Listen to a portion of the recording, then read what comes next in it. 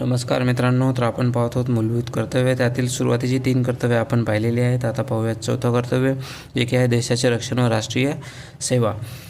मित्रांनो, ज्याप्रमाणे माहिती आहे की देशाचे रक्षण करणे हे फक्त आर्मी, नेव्ही, एअरफोर्स यांचं काम नसून देशातील प्रत्येक नागरिकाचं एक कर्तव्य आहे की त्यांनी देशाप्रती आपलं प्रेम तसेच देशाचे संरक्षण करण्यासाठी पुढाकार अवश्य घेतला पाहिजे. नेक्स्ट आहे सौहार्द व बंधुभाव.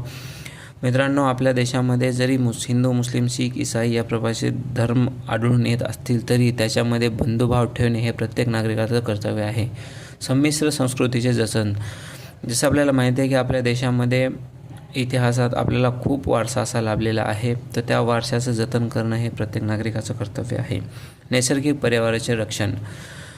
मित्रांनो, नैसर्गिक पर्यावरणाचे रक्षण करणे हे मूलभूत कर्तव्य आहे. झाडं तोडू नये. आपले तुकाराम महाराज पण म्हणलेले आहेत की वृक्षवल्ली आम्हा सोयरे वनचरे.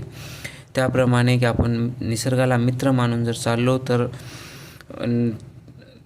त्याचा फायदा आपल्या येणाऱ्या पिढीला अवश्यच होईल. त्यामुळे पर्यावरणाचे रक्षण करणे हे प्रत्येक नागरिकाचं कर्तव्य आहे. वैज्ञानिक दृष्टिकोन. जसं आपल्याला माहिती आहे की विज्ञानानेच प्रगती होत असते, तर त्यासाठी वैज्ञानिक दृष्टिकोन ठेवणे हा प्रत्येक नागरिकाचं कर्तव्य आहे. वैयक्तिक व सामूहिक प्रगती. फक्त माझीच प्रगती झाली पाहिजे असा विचार न करता समाजाची प्रगती झाली पाहिजे, गावाचा विकास झाला पाहिजे. गावातील प्रत्येक नागरिकाला समान संधी भेटून सर्वांनाच विकासाची एक चालना मिळाली पाहिजे, अशा प्रकारे काम करायला पाहिजे. हे पण एक मूलभूत कर्तव्यच आहे. त्यानंतर सार्वजनिक मालमत्तेचे रक्षण. जेवढी पण सार्वजनिक मालमत्ता आहे, सरकारी मालमत्ता आहे, त्याचा कोणी दुरुपयोग करणार नाही व त्याचे संरक्षण करणे हे पण एक प्रत्येक नागरिकाचं कर्तव्य आहे.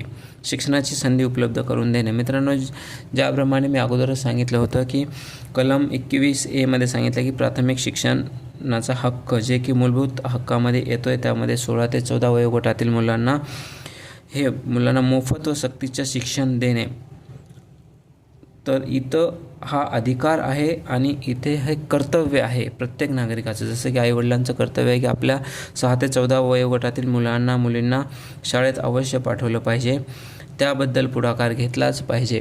गावातील सरपंच, वरिष्ठ व्यक्ती तसेच शिक्षक ह्यांचं हे काम आहे की बाबा गावातील प्रत्येक मुलगी 6 ते 14 वर्ष वयोगटातील त्यांना शिक्षणाची संधी उपलब्ध करून देणे. त्यांच्यासाठी खूप सारे सरकारने योजना पण राबवली आहे. त्यामध्ये त्यांना ड्रेस तसंच शिक्षणासाठी लागणारे मटेरियल प्रोव्हाइड केले जाते.